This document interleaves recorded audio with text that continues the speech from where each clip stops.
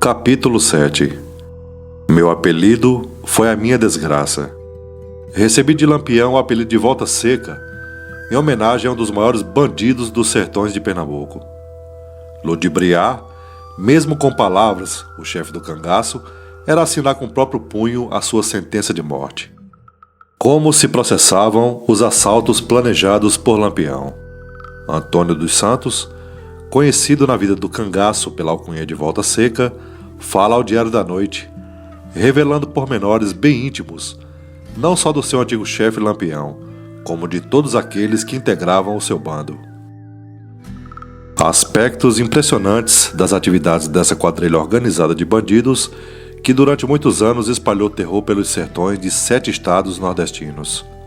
Volta Seca, numa linguagem simples, faz retrospectos impressionantes até hoje não fixados pelos cronistas que incansavelmente se ocuparam desse assunto. Com a palavra, Volta Seca. Lampião não assaltava, propriamente dito. Ele primeiro determinava a fazenda ou então o povoado onde pretendia arrancar dinheiro. Visada a fazenda, ele fazia uma carta pedindo a quantia que desejava e mandava entregar em mão. O portador, na maioria das vezes, era um homem do próprio bando.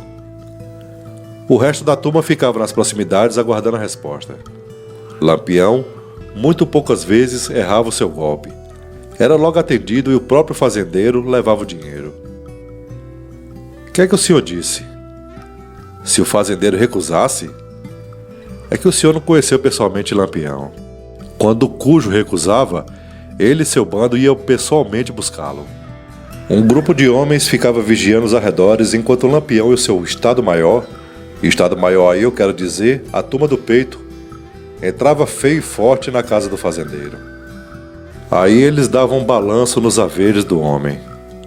Quando o capitão tinha certeza de que o fazendeiro não tinha dinheiro, ele o deixava em paz. Mas coitado daquele que mentisse, meu amigo. Do homem não ficava nem semente. Como se atacava uma fazenda? Cercavam a fazenda e pegavam o dono da mesma. Às vezes o fazendeiro manhoso avisava a polícia antes da chegada do bando. E verdadeiras batalhas se travavam entre os cangaceiros e os soldados do governo, pendendo sempre a vantagem para o nosso lado. Não, Maria Bonita ou outras mulheres não entravam nos combates. Escreveram a esse respeito, mas não é verdade. Quando as batalhas se travavam, elas ficavam à distância e guardadas de qualquer perigo. Assistia a muitos assaltos praticados pelo bando. Quando eles entravam na cidade, procuravam o prefeito ou o chefe político local. A um ou outro. Então ia a intimação para arranjar dinheiro e eles obedeciam. Chegou uma época em que uma ordem de Lampião tinha força de lei. E bem garoto, eu ia me temperando nesses combates, sempre montado na garupa do cavalo de Corisco. Muitas coisas contam a meu respeito, mas o senhor calcula o que poderiam contar quando nessa época eu tinha 12 anos de idade. Dizem que eu, sendo devolvido à liberdade, me tornaria um perigo social. Minha família? Sobre ela nada posso lhe dizer. Perdi minha mãe muito criança. E de meu pai, desde que fui raptado pelos cabras de Lampião, nunca mais ouvi falar nele até hoje. E se está vivo, é bem capaz de não saber que eu me encontro preso. Logo que o senhor começou a conversar comigo, me perguntou sobre a origem do meu apelido de Volta Seca. Ele foi dado por Lampião em homenagem a um antigo subalterno de Pernambuco que foi morto em combate na fazenda Bolumbu, no estado de Pernambuco. Esse meu apelido foi a minha desgraça. Com a idade de 12 anos, eu já cruzava as caatingas trazendo o peso de um nome de guerra. Lembro-me sim, senhor, mas não de todos, mas de alguns que pertenceram ao bando na minha época. Gato, Nevoeiro, Moita Brava, Moitinha, Azulão, Zé Baiano, Cirilo de Ingrácia, Antônio de Ingrácia, Antônio Dicionário, Chumbinho, Meia-Noite, Coqueiro, Medalha, Suspeita, Revoltoso, Pocorante, Sabiá, Catingueira, Quina, Mourão, Português, Arvoredo, Corisco, Sexta-feira, Baliza, Mormaço, entre outros. Esses homens, na maioria, faziam-se acompanhar de suas mulheres. Elas, durante a campanha, cuidavam dos serviços domésticos, e esse negócio delas brigarem como homem é pataquada. Nunca aconteceu o menor gesto de indisciplina entre os homens em disputa entre si. As mulheres viviam na harmonia celestial. Lampião detestava mexericos e conversinhas. E ai daquelas que desobedecessem. O amante recebia ordens do chefe para dar uma surra à moda das caatingas. O dinheiro e as joias, conquistados nos assaltos, não eram repartidos, ficando tudo para o capitão Virgolino. E ele dava direito a qualquer um de seus homens a agir por conta própria. O que eu vi no sertão é o que se vê hoje: miséria, miséria e miséria. Se não endireitou antes do cangaço, pode estar certo, meu amigo, hoje em dia continua na mesma coisa.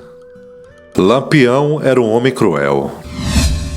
Atribuir bondade a Lampião é a maior mentira de todos os tempos. Ele era mau, e era ele em pessoa que ordenava as barbaridades. E muitas delas eu assisti com esses olhos que a terra há de comer. E quando ele dava ordens para matar uma pessoa, não adiantava nem choro nem vela, como diz um samba carioca. O cabra esticava mesmo. E não havia formalidade não. Os homens do bando interrogavam o chefe apenas com os olhos. E Lampião dizia apenas isso: estoura esse cara. E o pobre diabo recebia logo uma carga de chumbo no peito. E se a ordem era para a família toda, o sangue daqueles infelizes pulava até nas paredes. E isso eu assisti muitas vezes. Não, de Maria Bonita já não posso dizer o mesmo. É verdade que mulher, quando dá para ser ruim, até o diabo deve sair de baixo. Mas essa infeliz moça, cuja cabeça está ao lado do meu antigo chefe na Faculdade de Medicina da Bahia, possuía bons instintos. Mesmo o amor dessa sertaneja não modificou a crueldade de Virgulino Ferreira da Silva. Eu vou lhe contar o que foi que ele fez uma vez com o fazendeiro. Continua no próximo capítulo.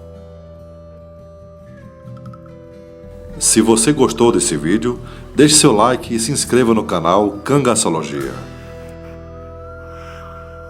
Imparcialidade e compromisso com a história cangaceira.